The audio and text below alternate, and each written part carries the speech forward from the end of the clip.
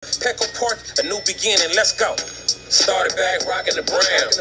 Ever since we've been knocking them down. Baby said she wanna go to the game.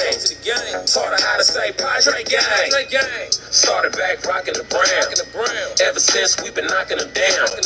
Mitchell and Ness with the old school name. All of the homies holler Padres gang. Yeah, that.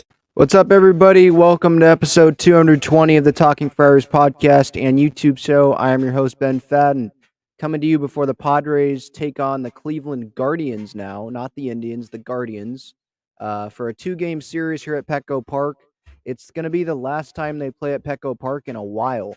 The Padres have, I believe, a three-city road trip coming up after tomorrow's day game. I'll be back at Petco Park today for the game. But before doing the pregame show and all that stuff later for the Guardians series, I wanted to go over four underappreciated Padres, I think. Two position players and two pitchers. Wanted to even it out there. Now, all four of these position players and pitchers, these four Padres, they might not be underappreciated among the Padres fan base. You know, some of them are loved by the Padres fan base. But I feel like they're definitely underappreciated among, the national baseball writers. They're not going to be talked about really on MLB Network, and that's fine because MLB Network, they want to talk about the stars of the game, right? They're going to talk about the starting pitchers. They're not necessarily going to talk about these players when they have Juan Soto and Manny Machado and Josh Bell and Josh Hader and Joe Musgrove that they could be talking about on the Padres, right? So I understand that, but I still wanted to highlight these four players that I feel like are underappreciated nationally among those people that cover the game nationally. Let me know in the comments when I unveil these players if you agree, if you disagree, or just your thoughts on the contributions of these players that they've had on the team this year. I'd love to hear your thoughts. Before we get started, this episode is brought to you by GAGLIONE Bros famous cheesesteaks and garlic fries. You can see them, or you can go get some at Petco Park during the Padres season. They're located on Friars Road as well. I believe they're going to be in Snapdragon Stadium starting September 3rd when the San Diego State football team kicks off their season against Arizona. Those ticket prices are really, really high, I think. I believe also they're going to be there when the San Diego Waves start playing games there, September 17th against Angel City FC, I believe is that first game. Hopefully I'm going to that game.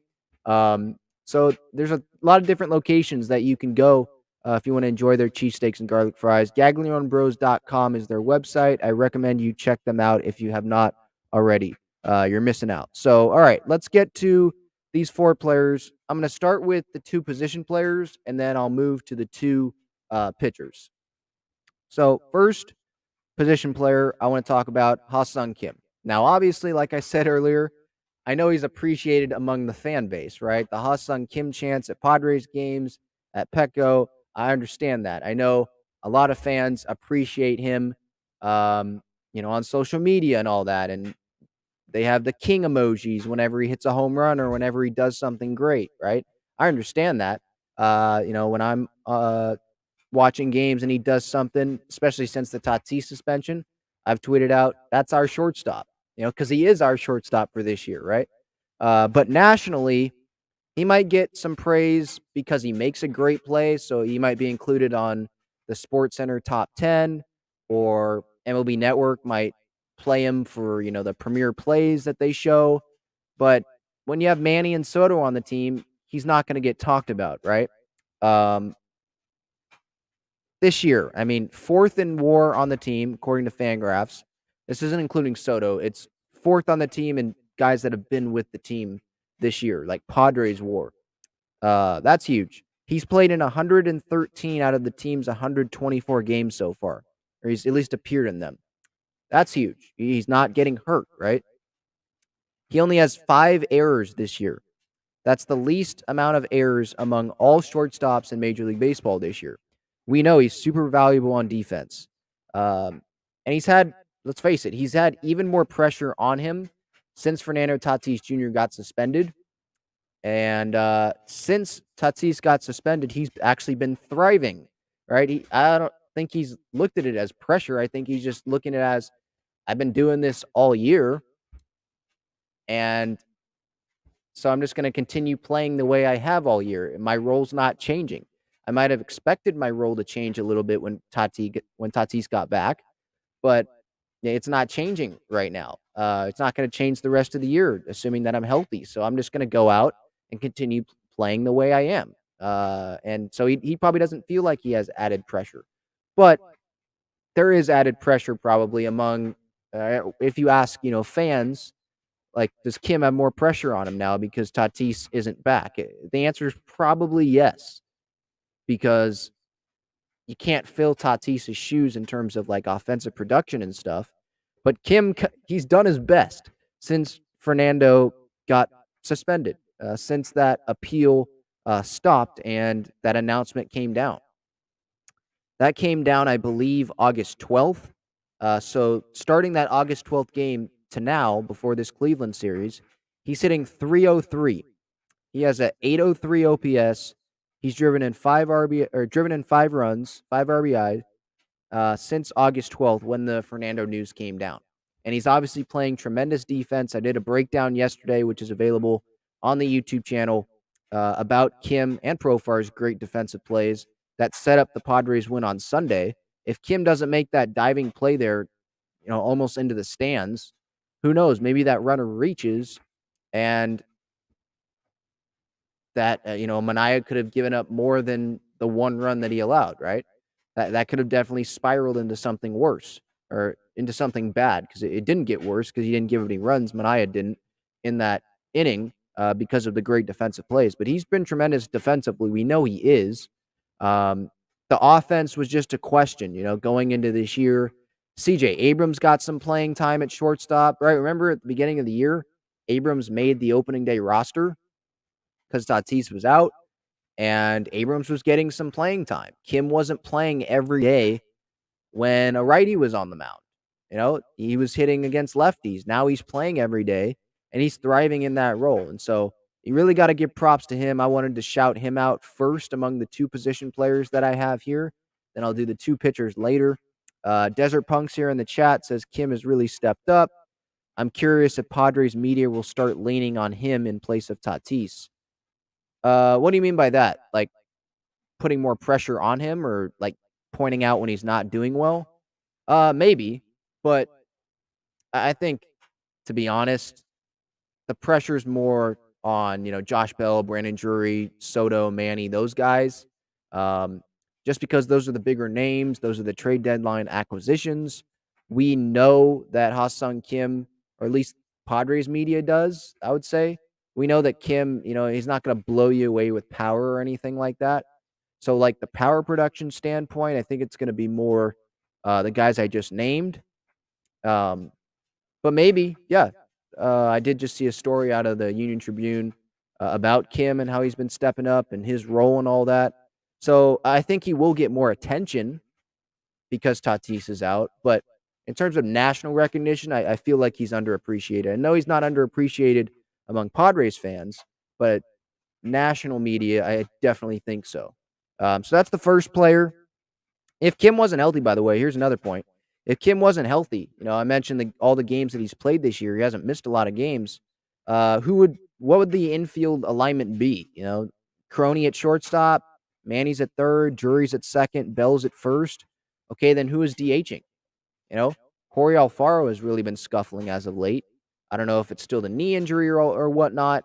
Would it be Will Myers? Will Myers would probably be DH, right? Or they'd have Josh Bell DH permanently and have Myers play first base, right? I'm not saying that's bad, but the best defensive alignment easily is Kim at shortstop. And I don't know if the Padres think that it's they clearly don't, because they haven't been playing him every day. They don't think it's best to have Myers play every day. They like using him with matchups. But if Kim wasn't there, then Myers would probably be in the lineup every day. So just credit to Kim for staying healthy, the production that he's had all year, the production that he's had especially recently with Fernando being gone. So shout out to him. Second player that I wanted to mention. Again, I don't think he's underappreciated among Padres fans, but nationally, probably. And that's Jurickson Profar. I think at the beginning of the year, obviously, we definitely thought that the Padres should have gotten an upgrade. Definitely. We were throwing out names, Seiya Suzuki, Nicholas Castellanos. Some were even saying Tommy Pham, right? Would he be better than Profar? That was being talked about, right? Like maybe the Padres would have to settle for Tommy Pham, Jock Peterson, Eddie Rosario. There were a lot of names thrown out there, and I'll compare their WAR numbers compared to Profar's this year, and it's clear that Preller made the right choice to stick with Profar, and so we got to give him props for that, or you got to give him props, I guess, for not going out and feeling like he needed to go get a left fielder and overpay for Seiya Suzuki or someone like that. So you got to give, I guess, Preller in the front office props for that, and props obviously for Profar for getting better. I know he worked with Tatis Senior and Tatis in the offseason, right? And yeah, I think I was wrong. A lot of people were wrong about Profar and him being a weak link probably in the outfield, in left field. He's gotten a lot better defensively. Obviously, he's made a ton of good throws. I think he has to be top 5 probably in outfield assists this year. He's been tremendous. You look at that throw that he made against the Dodgers at home earlier this year. Obviously, the throw he made on Sunday with the double off the wall, learning from mistakes, right? Learning from the mistake that he had last week against Miami, where he didn't throw the ball in early and then he got chewed out. He learned from that. That's what I like about him. Always has a smile on his face, it seems like. Very passionate on the field. I look back to that Minnesota Twins game where the umpire got in the way and he was pissed off because that should have been the game-tying hit that he had. Stuff like that, really fiery. I love that. Has a 115 OPS plus this year. 100 is league average, so he's above that. Third in F4 on the team, 2.7. What if Profar wasn't healthy? I can ask the same question that I did about Hassan Kim. What would it be? Before Soto, even before Soto and Profar was healthy, they were throwing Trace Thompson out there sometimes. What would it be? Grisham, Mazzara, Azokar? That's not ideal, or that wouldn't have been ideal, right? I thought Mazzara did pretty well for a good amount of time when he was up, and I thought he should be starting every day at one point, if you remember me saying that. I did mean that. Now they have Soto, obviously, and he's been DFA'd. But, yeah, if Profar wasn't healthy, this outfield would definitely not be as good. That's for sure. And I think he's underappreciated, definitely nationally. I know there's a lot of talented outfielders nationally, right? Trout, Harper. I know he's been hurt, but Harper, he's coming back probably next week, I would think. There's obviously a ton of guys. Aaron Judge is obviously getting a ton of play this year, and rightfully so. Hit his 47th home run of the year last night off Max Scherzer. Soto, obviously. There's a lot of talented outfielders, so I'm not saying that, they should be talking about Profar every day, but I do think he's underappreciated nationally. Man, looking at the comparisons, like Profar and guys that we were talking about that we thought might have been an upgrade, or we thought going into this year would have been an upgrade compared to Profar. And just looking at WAR, because I know that's the simple all-around, encompassing stat. Profar's F4, 2.7 this year, like I said earlier. Nick Castellanos' F4 this year is negative 0.5, so Profar there. Profar edges Suzuki, Suzuki. His WAR is 1.0. I know he's been hurt a little bit, but still. Best ability is availability, right? Tommy Pham, his WAR this year, F4. So that's Fangraph's WAR for anyone that doesn't know what F4 is. His F4 is 0.7. So Profar 2.7, 2 wins better. Jock Peterson was an all-star this year. Here's F4. I was surprised to see this. It's only at 1 this year. Eddie Rosario, negative 1.2. I know he got something with his eye because he couldn't see, but what if the Padres went and got him and he couldn't see, and this was what we'd be getting out of a left fielder this year, you know? I know Profar would have probably still been on the team as a bench player, and there were some probably making the argument. I probably made the argument that he's the better, his biggest value or the most value he brings to the Padres is him being a utility guy. I probably said that before this season. But he worked his butt off. He's gotten a lot better defensively. He was great in the leadoff spot. It felt like he was in the leadoff spot for months, probably because he was. Long at bats, competitive at bats. So real huge props to Jerks and Profar. And then obviously to Hassan Kim, like I mentioned earlier, he was my first position player. Those two position players I really wanted to highlight.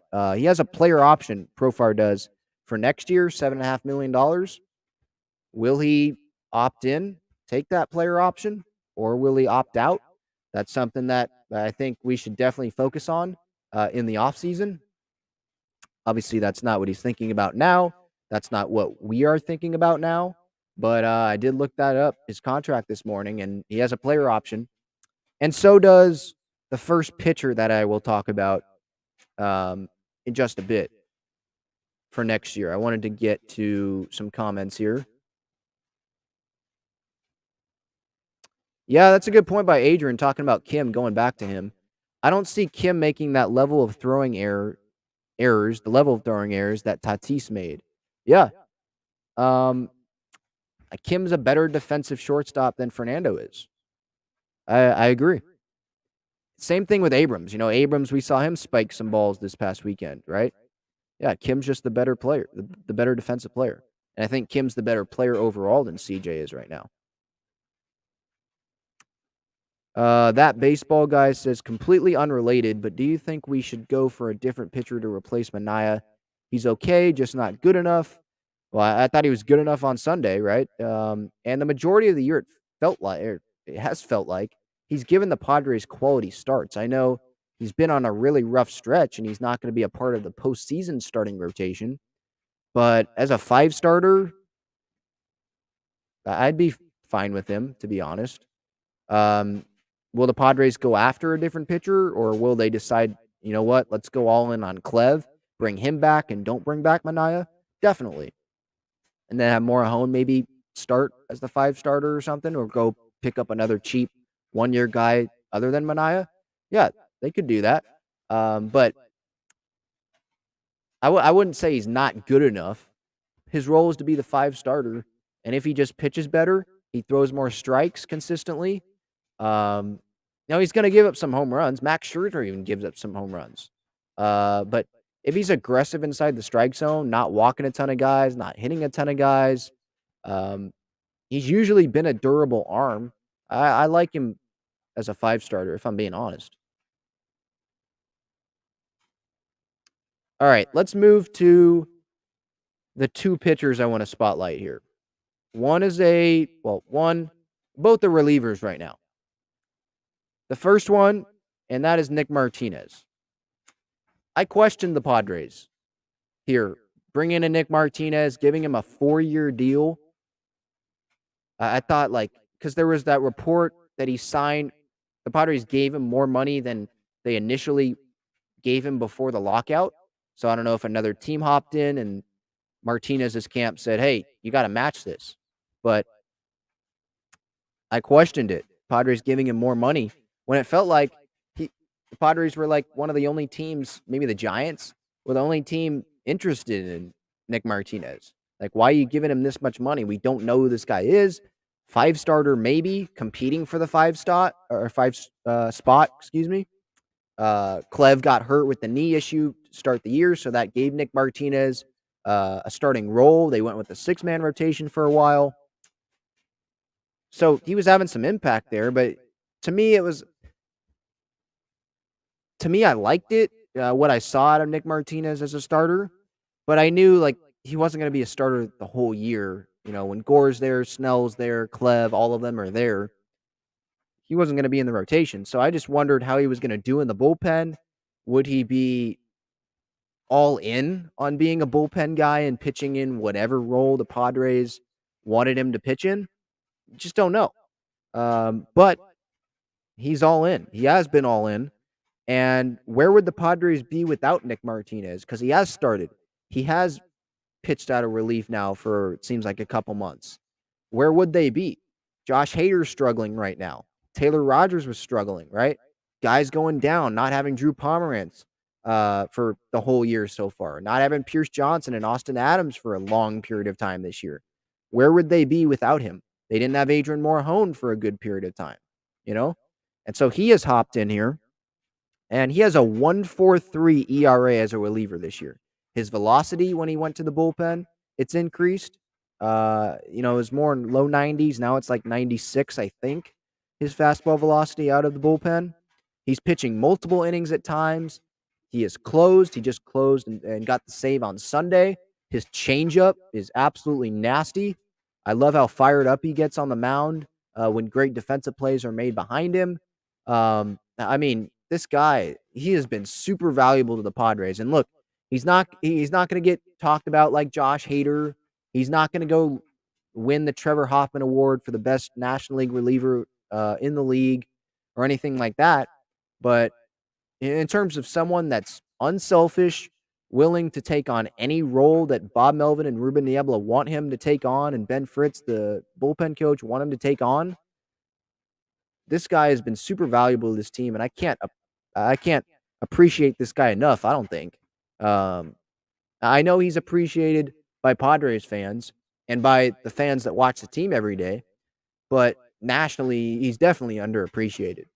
So props to Nick Martinez. Wanted to shout him out, shine the light on him a little bit. And then the final guy, known more of a matchup guy, right? But this one's Tim Hill.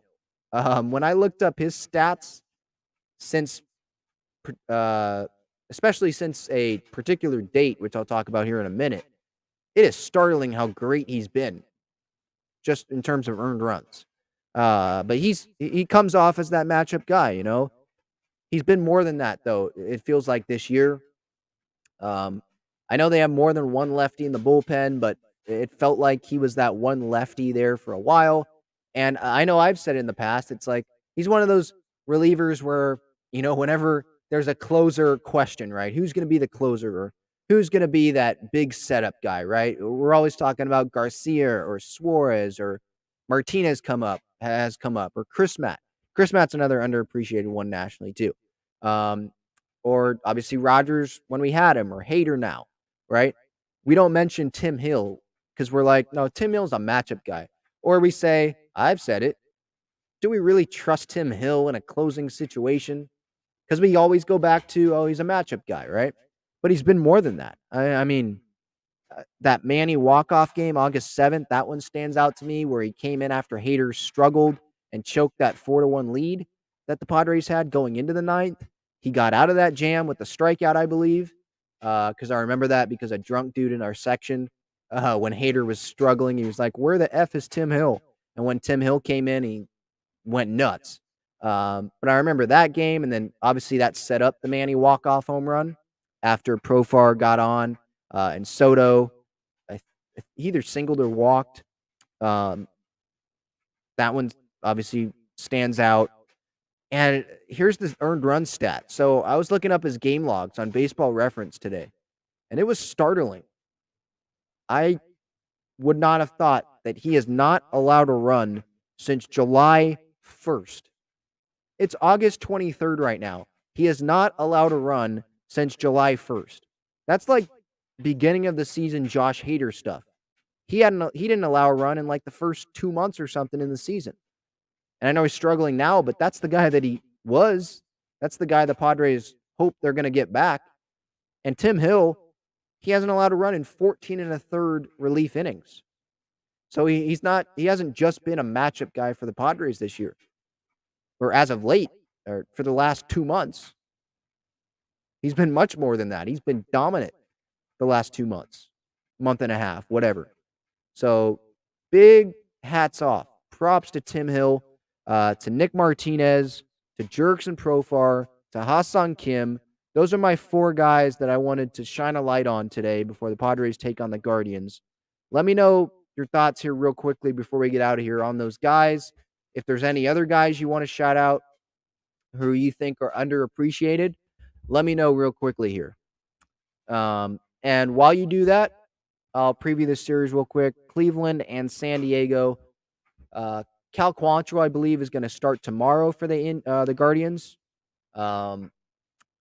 Today, starting for Cleveland, we got Clev on the mound for today. He's facing his former team.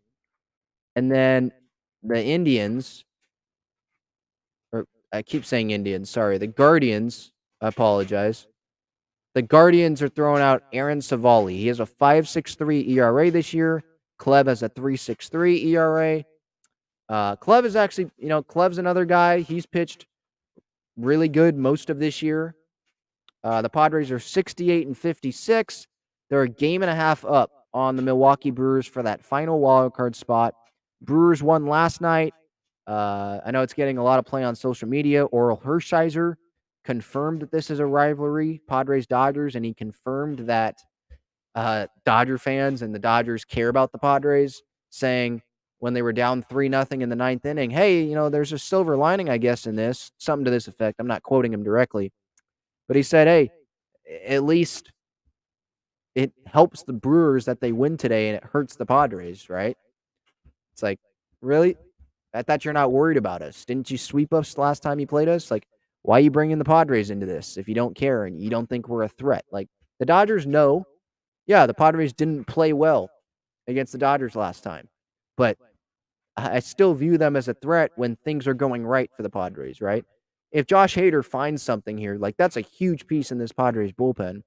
If this offense can start hitting a little bit, definitely more than they did this last weekend against the Nationals, the Padres are a threat to the Dodgers. They are. Are they the favorites? No, they don't deserve to be. Are they the favorites against the Mets? No, they probably don't deserve to be.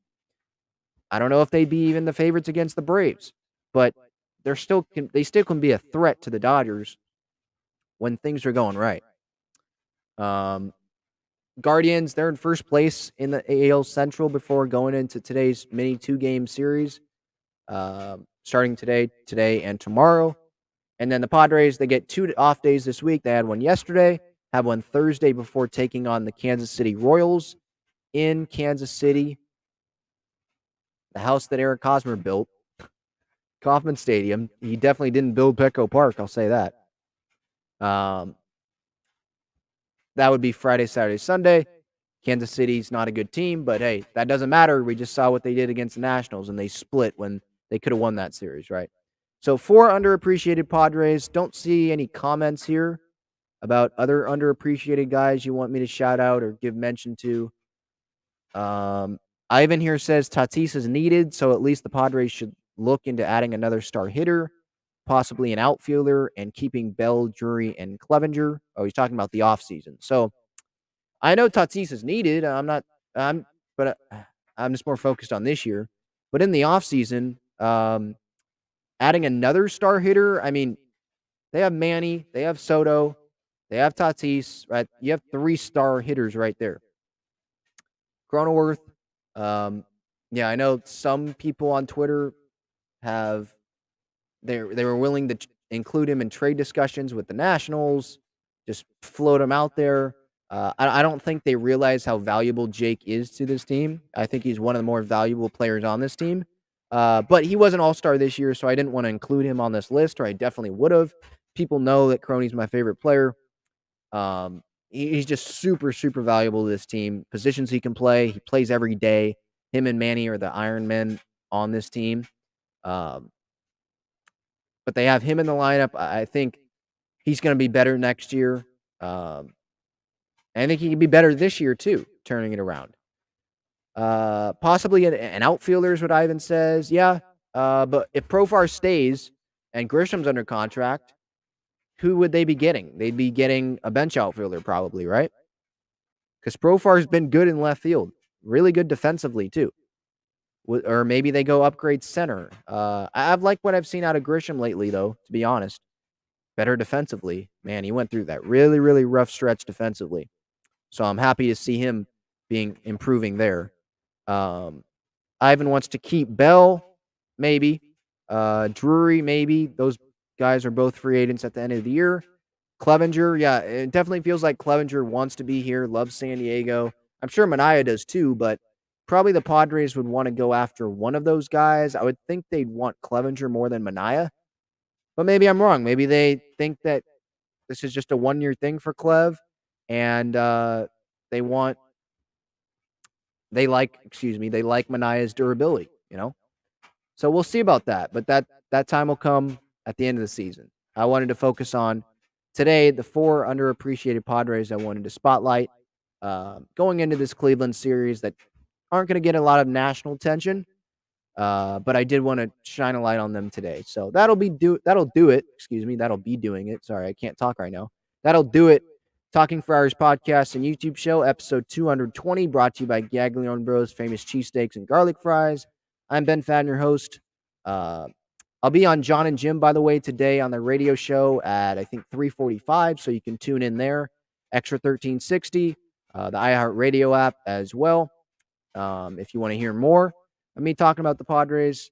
But until the pregame show later today, I'll see you later. Go Padres. Keep the faith. See you, everybody.